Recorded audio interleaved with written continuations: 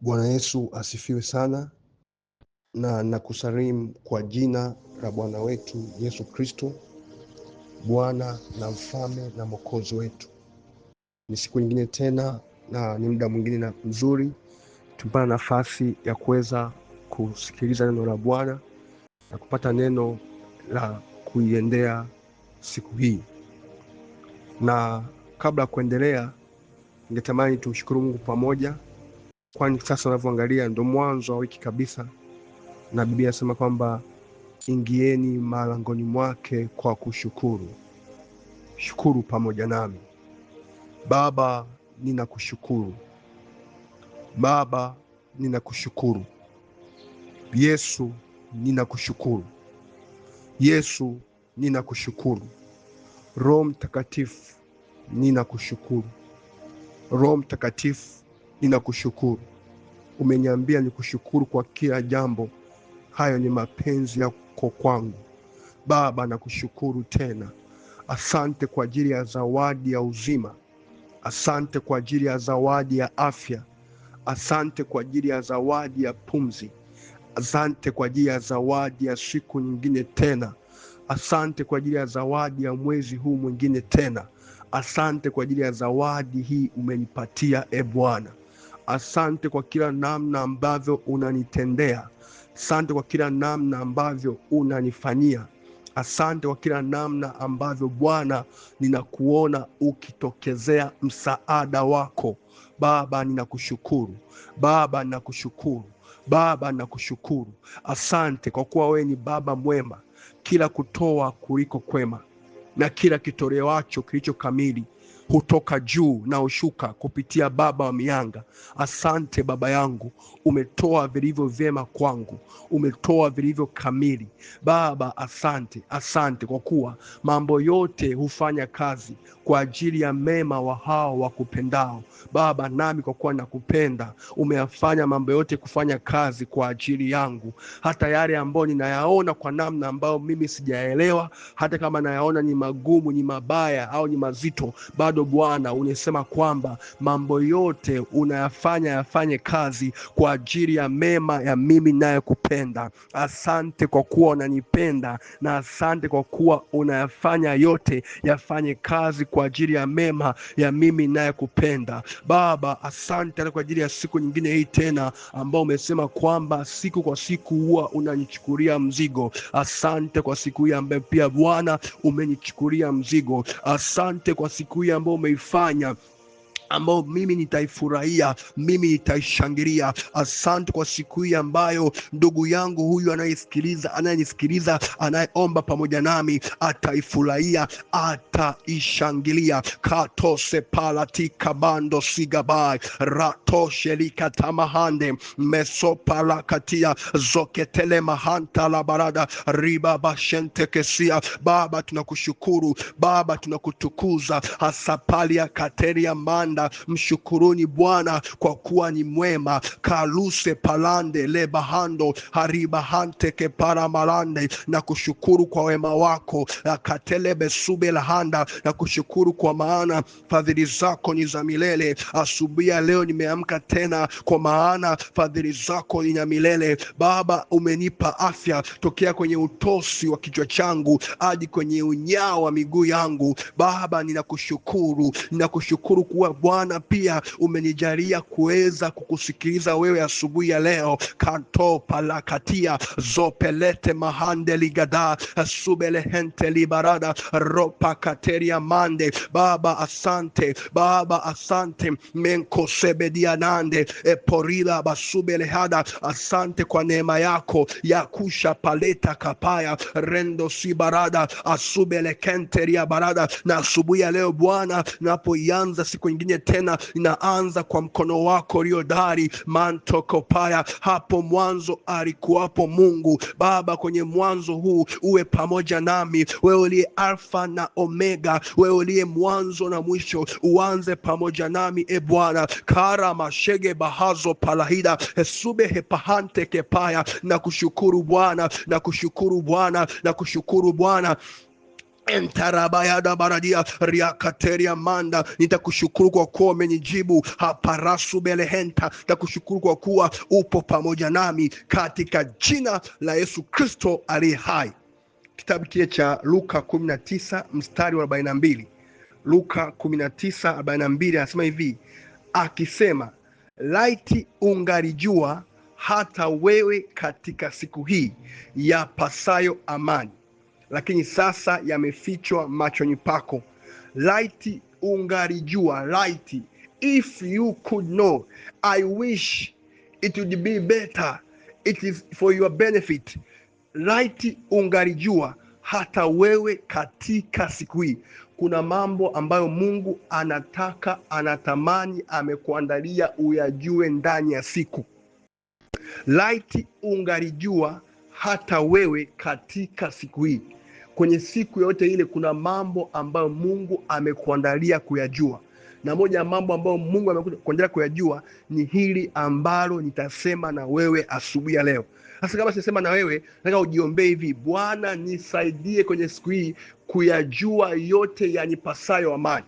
Nisaidie kuyajua yote yanipasayo amani. Laiti ungalijua. Kwa kuna kujua, kumjua Mungu. Anasema kwamba mjue Mungu ili uwe na amani, ndivyo mema atakavyokujilia.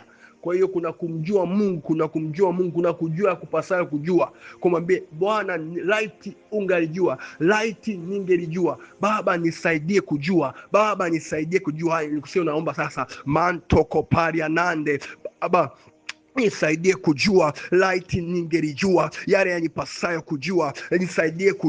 Nisaidie kujua, ufungue ufahamu wangu wa rohoni na niweze kujua katika jina la Yesu Kristo. Macho ya moyo wangu yatiwe nuru ili nijue. Kanta sube la handa mantoke peregedia riaka paragadia. Mungu la sube leheda wa Bwana wangu Yesu Kristo, naomba unipe roho ya hekima na roho ya ufunuo katika kujua. Laiti ningelijua yale yanipasayo kujua, ambayo yapasa amani. Katushke peria manda. Ukasema nikujue wewe Mungu ili niwe na amani. Mantuze velebedia anteliba handela. Laiti ningelijua Baba yako yanipasayo kujua. Kanteleba sube bahante efalaga dibalada yantushe peredia. Katika siku hii ampalada basube entefelebegedia mantoko paria manda menkeluba handa menkelubalada. Maana ya siku ni majira, maana ya siku ni msimu. Baba nisaidie kuyajua ambayo yanapasa niyajue katika msimu huu. Wakati mwingine Mungu huwa anakuandaa kwa kuretea mambo ambayo unapasa kuyajua mapema kabla hilo jambo halijatokea huko mbele. Kwa mwambie Bwana nisaidie kujua, Baba nisaidie kuelewa. Kaparado bashande menseperia bada ili kateria manda. Ufungue ufahamu wangu wa rohoni ili nipate kujua. Mante sibaroda amparida bakaya rekodia mande rekoshia mande rikasubela hada reketeria manda. Wakati mmoja Paulo anasema kwamba Baba ni ujue upendo wako jinsi ulivyokuwa mwingi sana, kwa kina, kwa marefu, kwa mapana, kwa kimo. Baba nisaidie kujua. Kemparida basede embrada basuba rahante jaliga batuska paida hankratuske felemande renkrotuske peribanda. Baba nisaidie kujua, nikujue wewe Bwana, kariba basube bahanta riakatala mahande riba bashantose emparida bahanda. Baba nijue njia zako, Baba nijue mapenzi yako, Baba nijue siri zako, Baba nijue kanuni zako, Baba nijue namna ambavyo inanipasa kuenenda. Ripakataya barada riaka para barada barose pira bahada. Baba nijue kene masube gedia manteke paria manda mankoria barada. Nijue yale ambayo Bwana yanipasa kuyatenda, nijue njia ambayo yanipasa kuiendea, nijue mapenzi yako yale ambayo umeniumbia kuyafanya hata kabla sijakuwapo bado. Pariska paramanda mendo kibarada mende kirabarada riapa kataya zelebahanto ribarada riba baba shene mekuria riama suberehenda Abarabasubekete leko shamande elekushe beria ariba bahanso peria akagia bahade ria mahande. Kazi yao wapumbavu huwashosha kila mmoja, maana hajui hata njia ya kuendea mji. Kuna njia za kuendea mji. Baba, nakataa kuwa mpumbavu. Kila upumbavu ambao uko ndani yangu, Baba nisaidie kujua, ili upumbavu uondoke kwangu na nijue njia ya kuendea mafanikio, njia ya kuendea ile kesho bora uliyeniandalia, njia ya kuendea mahali pale ambapo Bwana nitakuwa mkuu. Lesepala kate meshe bragadia riakondere basia asubelehenda baro seperia manda riku shabaradia raiti. Ungarijua ya kupasayo siku hii oria mande libasaya leketo palidaba azubeleketia jane makapoya eparida barada. Nijue Bwana likatiska paya nai mantori barada. Ulinipa Roho Mtakatifu ili niyajue mambo ya rohoni. Manta kapaya du esiba hanteveledia hasheli gadama hande leketeria manda. Mtu wa mwilini hayajui hayo, lakini mtu ya rohoni huyajua yote. Masa katopa etariba hande mando kopaya liza baradia leku shamani ekatira mahanda. Baba, nijue ya kwamba maisha yanatokea rohoni, wala sio hivi ambavyo naviona mwilini. Baba, nijue lekatira bahazo emaratuske paya rada bashana mahanda reketeria manda asubeleketia jaleketeria manda riba bahada. Nijue kusudi lako, nijue mimi ni nani Baba, nijue mimi ni nani. Najua yuko mtu ambaye umeniumbia kuwa, niko mtu ambaye umeniandalia kuwa. Nisaidie Bwana kutembea kwenye kalenda yako. Arababashate elikatala brande masubarada. Kuna mahali Yesu akasema kwamba akaililia Yerusalemu akasema, Yerusalemu, laiti ungejua majira ya kujiliwa kwako. Baba, nisaidie kujua majira ya kujiliwa kwangu. Yete palu sapai landi kapalado meshera bahaske pe yande keparia riako ria barada riake paradia rante keloske heparisku paradia yante keriba haluza baradia. Laiti ningelijua Baba, nijalie kuyajua yote yanipasayo kuyajua wakati huu wa ujana. Nisaidie kujua yote yanipasayo kujua wakati huu umenipatia Bwana. Raba baba shando esube leketaya rakabaradia mantoria barada embrada basia ria baba shanta. Ukasema kwamba mtumwa yule asiyejua mapenzi ya bwana wake. Nisaidie kuyajua mapenzi ya Bwana wangu Yesu. Bwana Yesu, nisaidie kuyajua mapenzi yako Bwana wangu. Repapayano rando sibarada riako shadaba ria mahanda. Na uzima wa milele ndio huu, wa kujua wewe Mungu wa kweli na wa pekee, na Yesu Kristo uliyemtuma. Baba, nisaidie nikujue wewe Mungu wa kweli, Mungu wa pekee. Apalisku paya rete peloze embradiga bahada eshelika taprada rekotia ba. Laiti ungarijua masaleba hana leko paladia rasomela hande raka paradia lasomela handa. Laiti ningerijua masubele kadia manteri barada rapayade ria parade masubarada. Wakati moja Yesu akasema kwamba laiti ungarijua ni nani huyu anayesema na wewe. Hapaluse palane heshalika paluda. Baba, nisaidie kujua wale watu ambao unawaleta kwangu wanisemeshe mimi, waseme na mimi. Ribaba shenema lekosi bahande rekoteria mande esubriadai. Baba, nisaidie kujua kantelia balada. Laiti ungelijua ni nani huyu ambaye anasema na wewe. Baba, najua kabisa kuna watu ambao unawaleta kwenye maisha yangu, wamebeba majibu yangu, wamebeba vitu vyangu. Nisaidie kujua, nisaidie kuwatambua, nisaidie kuwaona kwa macho yako Bwana, nisiwaone kwa vile ambavyo wanaonekana kwa nje. Ndio maana Paulo akasema kwamba tangia sasa simjui mtu yoyote kwa namna ya mwilini. Maso paradia reko paradia embrado sapa ya tele bahada. Baba, nisiwajue watu uliowaleta kwangu kwa namna ya mwilini, bali niwajue kwa namna ya rohoni. Hasepari ya baruda hasheprahande raite ungelijua zale kateriama randu bahade riaku shabrade esofelekete rantekepa raduskepeya riandu kapaya radoskeperia riandu kopaya rate basiba yando kopaya jadegebelegedia hasubeleheda. Laiti ungali tungalijua yatakata yantosibarada reparadia rendo sheba eseprekedia lande keriada like tungalijua. Baba, nisaidie kujua repatuske paya gadeso balagadia, katika jina la Yesu Kristo tumeomba, amen. Sasa baada ya kupata nafasi ya kuomba, twende tujifunze kwa ufupi sana kwa habari ya ningekuwa wewe. Ningekuwa wewe. Haya ni mambo ambayo natamani nikufikirishe asubuhi ya leo. Ningekuwa wewe.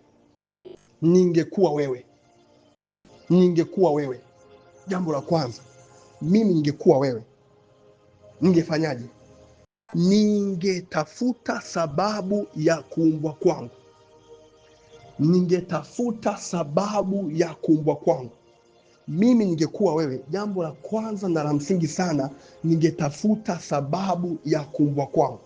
Kwa nini mimi nimeletwa duniani? Kwa nini leo hii nipo hai? Kwa nini sijafa kama watu wengine? Kwa nini bado na nafasi ya kuendelea kufanya nayoyafanya haya? Ningetafuta sababu ya kuumbwa kwangu. Hivi nikuulize swali, unajua ni kwa nini upo duniani? Ni kwa nini Mungu alikufanya uwepo duniani majira haya? Ningekuwa wewe, ningetafuta sababu ya kuumbwa kwangu.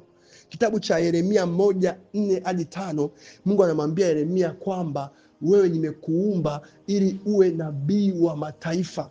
Kabla hata hujatoka tumboni mwa mama yako nilishakutakasa. Najua ni ndio tunafahamu wengi, lakini je, wewe umeumbwa kuwa nani? Wewe tangia uko tumboni kwa mama yako, Mungu alikuwa amekuandaa kuwa nani? Mungu alikuwa amekuita kuwa nani? Kuna wengine ambao Mungu amewaita eneo la familia, ndoa na malezi. Wanapaswa kujifunza sana hilo eneo, ili ikifika wakati wawe na ndoa bora, wawe na watu ambao ni bora kwenye eneo hilo, waweze kuwasaidia wengine. Nikwambie ukweli, kuna watu ambao ilibidi waanze saizi kujiandaa vizuri na eneo hilo. Shetani anachofanya, shetani huwa anapotosha njia.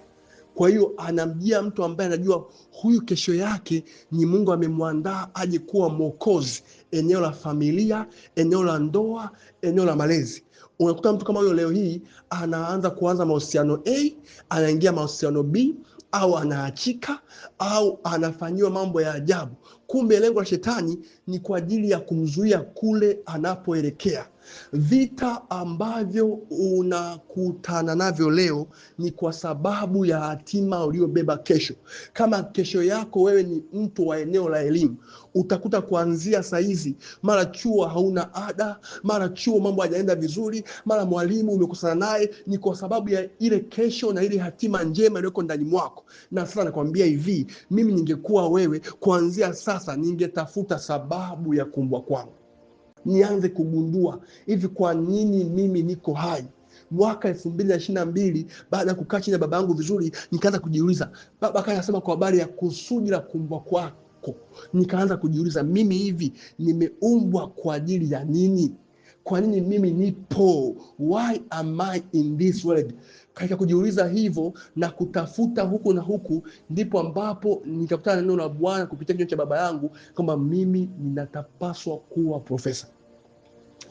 Ukianza kutafuta sababu ya kuumbwa kwako, ndio unaufanya ulimwengu wa roho uanze kuvutia, kusaidia kujua kwa nini uko hai, kwa nini Mungu amekuumba, kwa nini unapendaga vitu fulani, kwa nini unavutiwaga na kitu fulani. Chochote ambacho unavutiwa nacho, chochote ambacho unasikia ndani mwako ungefanya hata kama usingelipwa, hicho ndo kitu ambacho Mungu alikuumbia kufanya. Ningetafuta sababu ya kuumbwa kwangu. Isaya 49:1-6 utasoma. Pia Matendo 13:36. Daudi anasema hivi kwamba, naye Daudi akiisha kulitumikia shauri la Mungu katika kizazi chake. Liko shauri la Mungu kwako wewe kwenye kizazi chako. There is a purpose of the Lord for your generation. Yaani wewe haujaumbwa kwa ajili ya Dar es Salaam, haujaumbwa kwa ajili ya mkoa unaotoka. Mungu amekuumba kwa ajili ya kizazi. Mungu amekuumba kwa ajili ya maelfu. Isaya 60:15, nitakufanya kuwa furaha ya vizazi vingi. Isaya 58:11, utainua misingi ya vizazi. Wewe upo kwa ajili ya wengi, upo kwa ajili ya wengi. Jambo la pili, ningekuwa wewe, mimi ningekuwa wewe, ningewekeza muda wangu kujifunza na kuchonga vipawa vyangu. Hakuna asiye na kitu, hakuna asiwe na vipawa. Nikisema vipawa, nikisema karama, nikisema vitu ambavyo viko ndani mwako, hakuna asiye na kitu. Hata yeye ambaye anafikiri ana kitu ni kwa sababu tu hajaamua kuona. Ila ukifungua macho yako vizuri kama tulivyoomba kwamba light ungelijua. Hiyo prayer point yako bure, light ungelijua ulivyo navyo ndani. Umebeba nini? Kuna mwingine ambaye Mungu amemwezesha kuwa na uwezo wa kuongea na mtu akamuelewa. Huo ni uwezo umepewa. Kuna wengine hawawezi hata kuongea, akipewa tu mic anaanza kutetemeka. Anaona watu tena wananiangalia wote hao, lakini wewe unaweza ukaongea. Kuna mwingine ambaye uwezo wake upo kwenye kufikiri hapa akaandika. Hakikisha unaanza kuandika, usisubiri mpaka ufike level fulani, usubiri mpaka uite mchungaji, mpaka uite mtumishi fulani wa Mungu. No, unaweza ukaanza kuandika, unaweza ukaanza kufanya jambo fulani. Mwingine uwezo wake ni kwenye kuona kwenye biashara. Anaweza kafanya biashara. Usisubiri mpaka mtaji wako umepewa mtaji wa milioni kadhaa ndo uanze. Anzia kwenye mwanzo huo mdogo. Anza hapo hapo. Ningekuwa wewe, ningewekeza muda wangu kujifunza na kuchonga vipawa vyangu. Unapaswa kujifunza kitu gani ambacho kiko ndani mwako, alafu uanze kujinoa, uanze kujichonga. Basi ni kwamba sisi hapa ni mishale ambayo imesuguliwa sana ili tuende mbali sana. Yaani sisi ni mfano wa mishale ambayo imesuguliwa sana ili tuende mbali sana. Hii kitabu cha Isaya 49 mstari wa 2, Isaya 49:2 nasema hivi: naye anifanya kinywa changu kuwa kama upanga mkali, katika kivuli cha mkono wake amenistiri, naye amenifanya kuwa mshale uliosuguliwa, katika podo lake amenificha. Maana kwamba wewe ni mshale wa Mungu ambao umesuguliwa ili uende mbali sana, ili akikurusha akurushe mbali sana. Sasa maana yake ni kwamba kuna vitu ambavyo inabidi uanze kuchongwa mapema sasa hivi. Kama wewe ni mtumishi wa Mungu ambaye unaweza kumtumikia Mungu madhabahuni, Mungu akikuona sasa hizi kwamba bado una vitendi vya kiburi, bado wewe ni mtu ambaye unazirazira, ataanza kukupatia mazoezi madogo madogo sasa hivi, akufundishe mapema. Na nilishawaambia wakati mmoja akasema kwamba Mungu huwa kila mtu anampitisha shule yake ya kumchonga vipawa, karama, kila kitu alichopo ndani mwake. Nikwambie ukweli, kama hujawahi kuelewa, haujawahi kujua, nisikilize nikwambie. Tangia uzaliwe, yote uliyoyapitia, yote uliyoyaona, yote uliyokutana nayo yalikuwa ni kwa ajili ya kukuchonga wewe huyu uliye leo. Unanisikia? Yote uliyoyapitia, yote uliyoyaona, yawe ni mazuri, yawe ni mabaya, yawe ni magumu, yawe ni mazito, yawe yanakuumiza, yanakufanyia namna gani, lakini nikuambia kwamba yanakutengeneza, yanakuchonga. Wakati mwingine ili vipawa vyako vionekane, lazima upitie hali ya kuchongwa, ya kusuguliwa sana.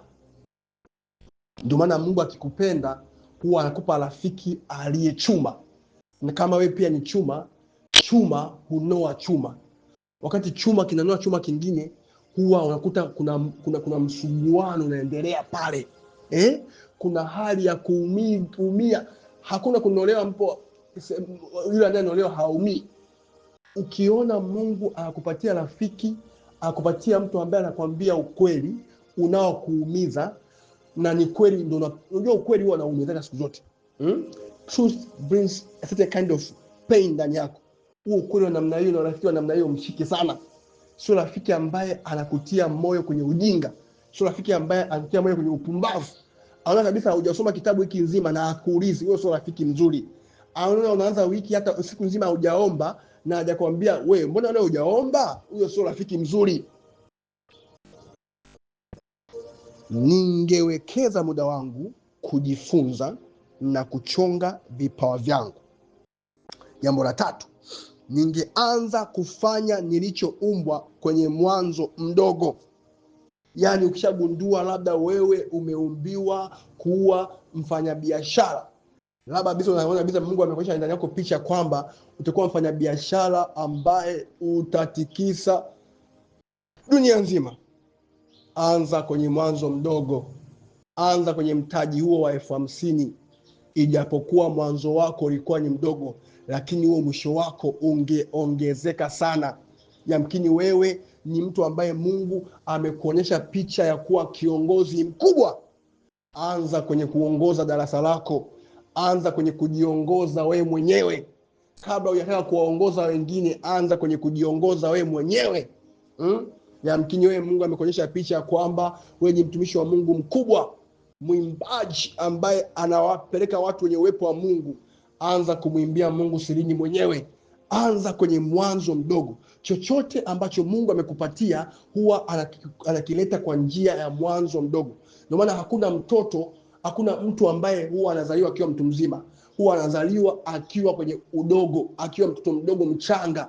Anakuwa anapitia mchakato. Vile chochote ambacho Mungu amekuumbia kukifanya lazima kuna mchakato utapitia. Ndio maana ni muhimu kuanza kwenye mwanzo mdogo. Na Biblia inasema kwamba kitabu cha Zekaria 4:10, ni nani aliyedharau mwanzo mdogo? Usiudharau huo mwanzo mdogo. Mungu mwenyewe anauheshimu huo mwanzo mdogo. Kama mimi ambavyo nafanya sasa hizi, huu ni mwanzo wangu mdogo. Na kutumia sasa hizi audio kila siku, lakini mimi najiona kipindi ambapo nilikuwa nafanya podcast.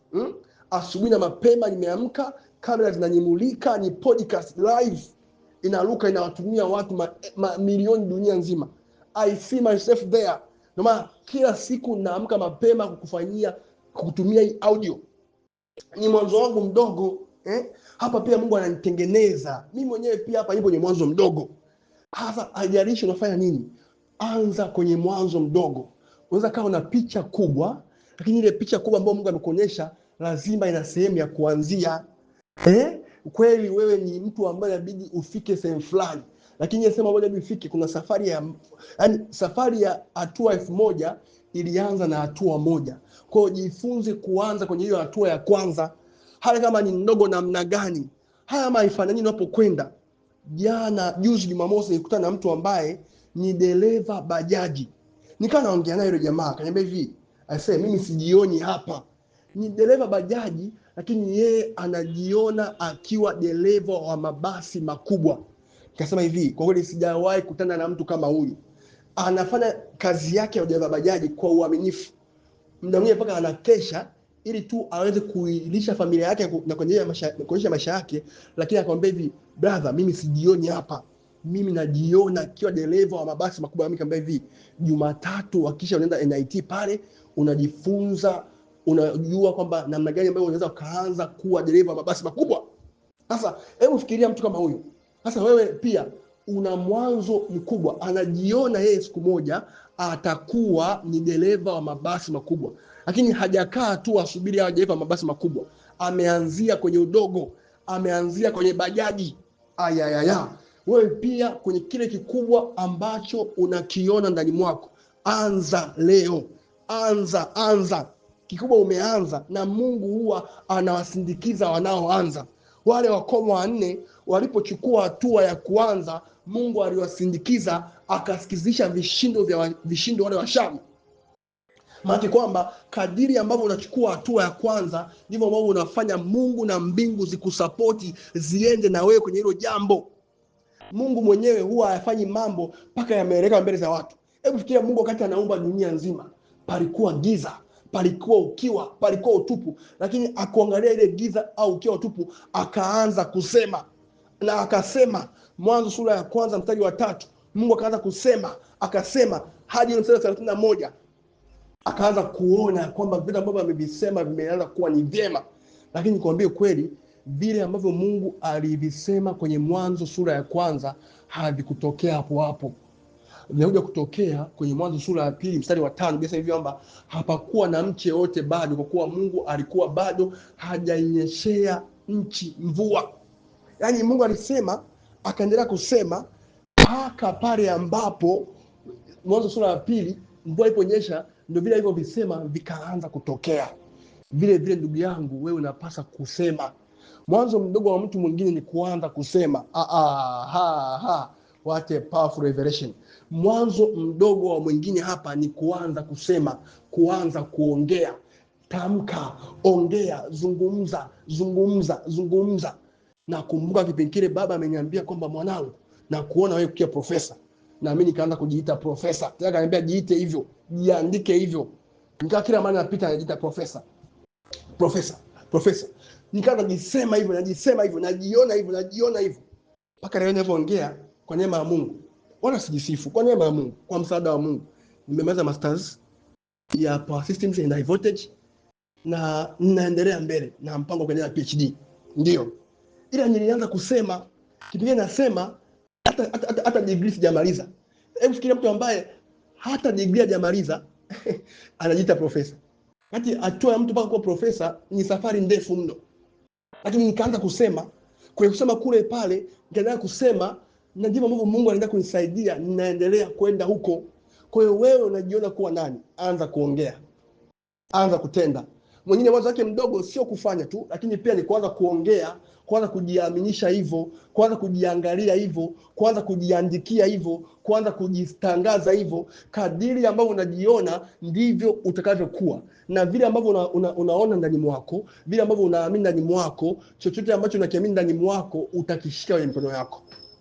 Anza kwenye mwanzo mdogo. Jambo lingine, ningekuwa ni wewe, ningekwepa masumbufu ya maisha, distractions. Yaani siku hizi dunia hii imejaa distractions za kila namna.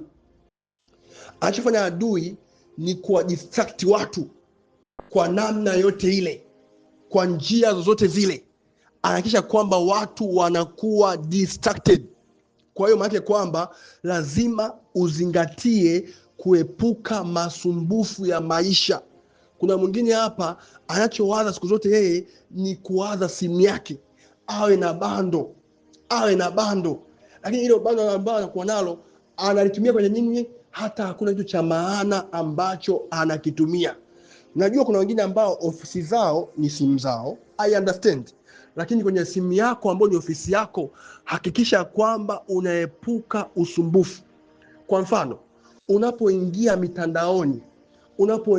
mitandaoni, hebu jitahidi kuepuka usumbufu. Leo asubuhi tu hapa ninaingia kusearch kitu fulani sehemu, nikakutana na usumbufu, vitu ambavyo vinanivuta kuviangalia. Kama hauna nguvu ndani mwako ya kujizuia, utajikuta ule usumbufu unakupotezea muda, ule usumbufu unakupotezea lengo. Ndio maana lazima uwe na nguvu ya kufocus kwenye jambo moja. Naingia mtandaoni kujifunza. Okay, kujifunza kwa nani? Kujifunza kwa baba yangu Bishop Kabigumila, kujifunza kwa mtumishi wa Mungu Pastor Ebeneza, kujifunza kwa mtumishi wa Mungu wengine. Nishamaliza hapo, natoka. Sio unaanza kuview status kuanzia ya kwanza mpaka ya mwisho. Sio nakwambia kweli, watu wakuu wa view kila status. Kuna watu ambao wanachagua kuziview status zao. Sasa wewe cheki wewe. Lazima view status ya kila mtu. Nani alikwambia hayo mambo? Who told you? Sasa nisikilize. Epuka masumbufu. Epuka distractions. Moja namna ambayo shetani anawapotezea watu muda, anawapotezea focus, analetea vitu ambavyo vinawadistract. Yaani unatakiwa uende uelekeo huu, unashangaa umegeuziwa uelekeo. Epuka masumbufu.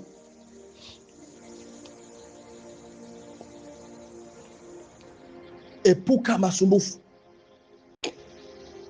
Jambo lingine, ningekuwa wewe, ningewekeza muda wangu kujijenga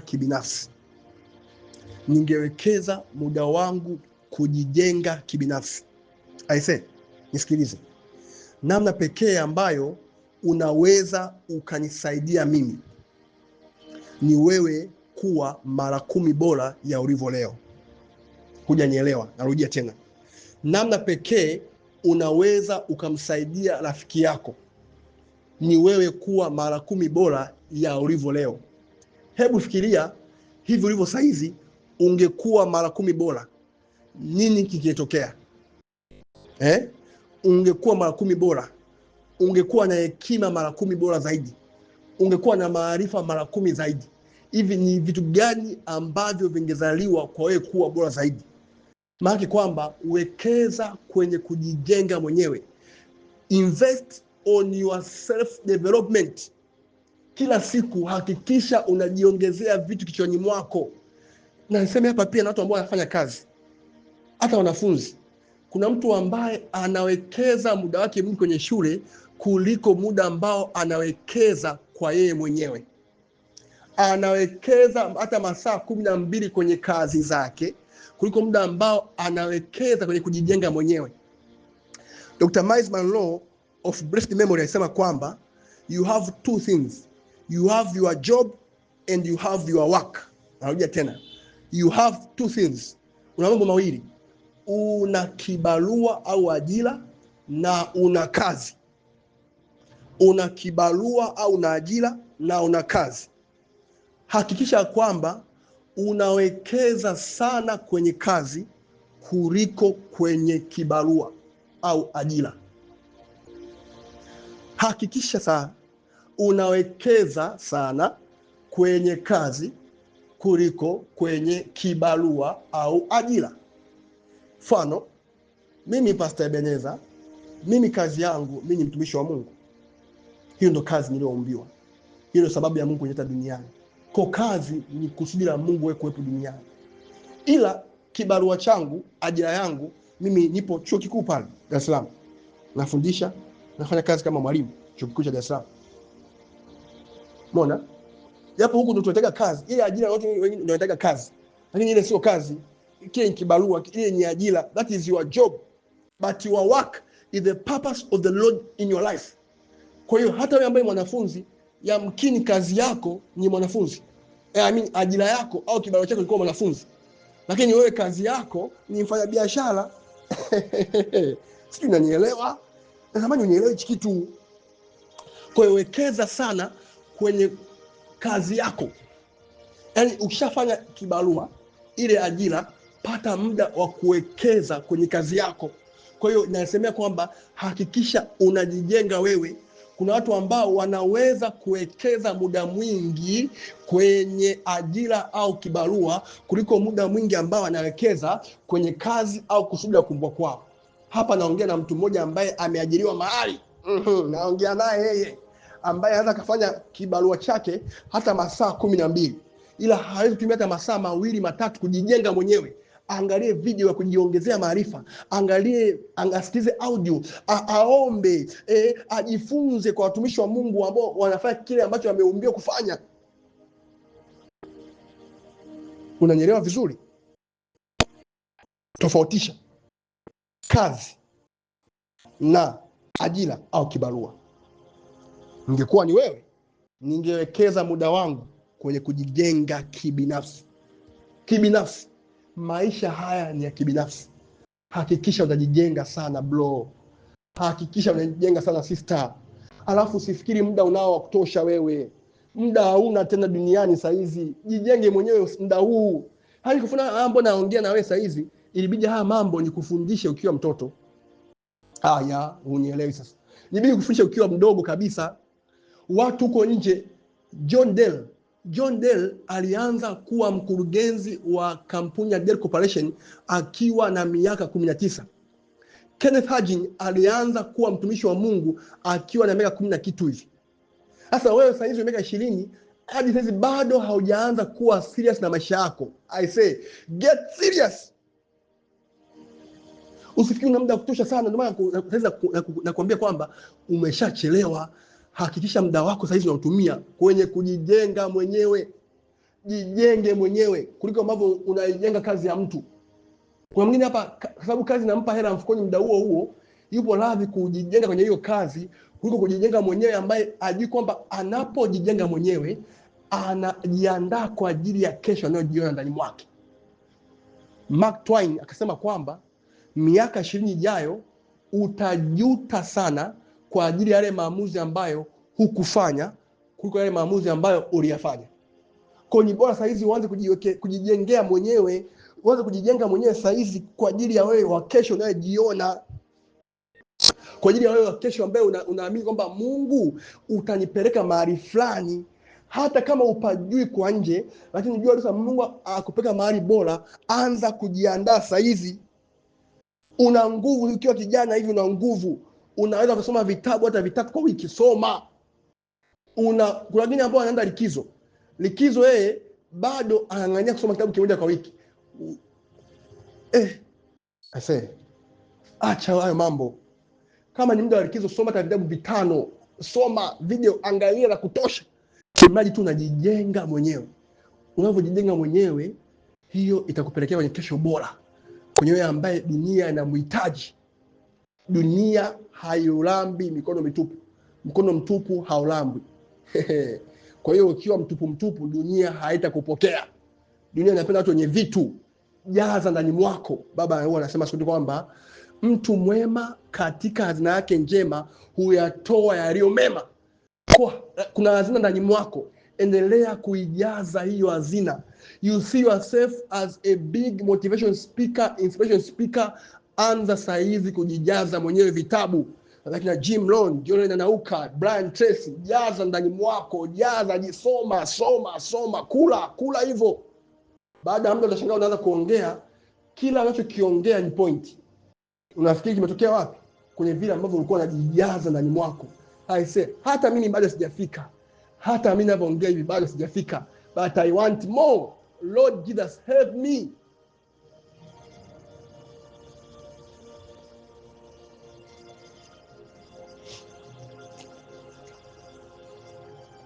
Mashaka paradabasia mande.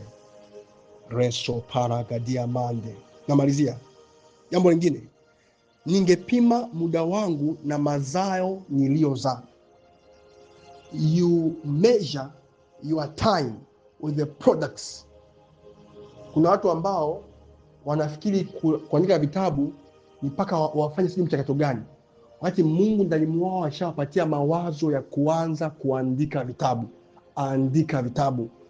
Nampenda my brother Pastor Nicholas Chiduo, alipojiona kwamba anaelekea kutimiza miaka 27 ya kuzaliwa kwake, akajiona kwamba ana deni walau ya kuvileta vitabu 27 duniani. Kwa akaanza kukimbizana hayo maono. Sasa wewe pia nikuulize, una miaka mingapi ndugu yangu? Pastor, mimi na miaka 22. Okay, miaka 22 sawa. Una mazao 22 ambayo umeazalishia dunia yako kulingana na mwaka wako? Unajua birthday siku hizi, maana birthday ni kupostiwa. Maana birthday ni kujipost status. Ila maana birthday ni kujipima mwenyewe umedhalisha vingapi kwa dunia yako. Hivi kwa mfano leo ningekuwa ni mwisho wa maisha yako, ni vipi ambavyo umeiletea dunia yako? Kupima muda wako na mazao ambayo umeazalisha kwenye dunia yako. Ningekushauri soma kitabu inaitwa How to Become Great Through Time Conversion cha mtu mmoja anaitwa Dr. Sunday Adelaja. Conversion of time into products. Kubadilisha muda kuwa vitu vinavyoshikika. Haya, hiyo nishamaliza. Imeisha hiyo. Namba 7. Ningegusa maisha ya watu wengi niwezavyo. Ndio hiyo point. Ningekuwa wewe, ningegusa maisha ya watu wengi niwezavyo. Na mimi natamani Mungu anisaidie niguse maisha ya vijana wengi. Natamani Mungu anisaidie niguse maisha ya vijana wa kiume wengi. Wabadilike. Watu waache ushoga. Mabinti waache usagaji. Mambo yanaumiza sana. Hebu fikiria kama sasa sisi watu wafanya mambo kama haya bila kujificha. Vipi itakuwaje kipindi kile ambapo watoto wetu wanakuwa sisi? Itakuwaje bwana? Ndio maana lazima Mungu atusaidie. Juzi kwa nimeenda shule ya Pugu sekondari. Nikaangalia hivi nasema hivi, Mungu nisaidie watu wa Mungu waje kuwa wakuu, kia bana nisikia hapa aje kuwa mkuu, aendelee kesho bora. Sababu mtu usipomwahi leo mapema, huyo baadaye kesho kiharibika, ameharibu taarifa zima. Hakikisha unagusa maisha ya watu wengi kadiri uwezavyo. Mungu akikupa nafasi ya kuwagusa kwa pesa zako, waguse kwa pesa zako. Kama ikutembelea yatima, kama ikutembelea watoto wahitaji, watembelee, waguse. Na rafiki yangu mmoja hivi nampenda sana, yeye huwa anaitwa Favor Compassion. Anasema kwamba yeye kila birthday yake kwa mwaka anajikia rangi yake kwa mwaka, kwa kila birthday yake anaenda kuwatembelea watoto yatima na kuwahudumia mahitaji yao. Mambo kama hayo bwana. Gusa maisha ya wengi kadiri unavyoweza. Kwa nini ambao utagusa maisha yao isikurudie hapo hapo, lakini ikaja kwa mtoto wako au kwa uzao wako. Bwana.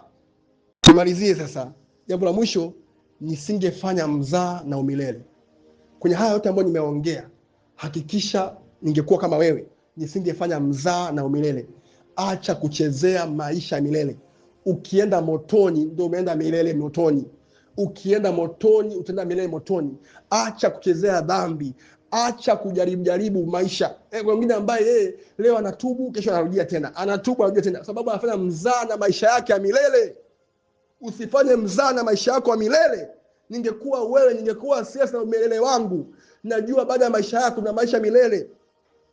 Baada ya kifo ni hukumu. Kuna hukumu ambayo imeandaliwa. Aidha uende kwenye uzima wa milele au kwenye jehanamu ya moto wa milele. Usifanye mzaa na maisha yako ya milele. Acha kuangalia, unajua mwenye dhambi anaita majina mazuri mazuri, si dating. So I'm dating. Acha mambo dating. Umeelewa yako vipi? Romance. Acha mambo romance. Hiyo ni dhambi. Nisingefanya mzaa na maisha yangu ya milele. Kwa mwingine anachezea dhambi, wala ni jambo la ajabu. Hajui kwamba muda wote Bwana Yesu anaweza akarudi. Jesus is coming back. Usifanye mzaa na maisha yako ya milele. Bwana Yesu akubariki sana. Uwe na siku njema, uwe na hatua njema. Ningekuwa wewe. Ukishasikiza mpaka mwisho, nisaidie comment, ningekuwa wewe. God bless you. Shalom, shalom.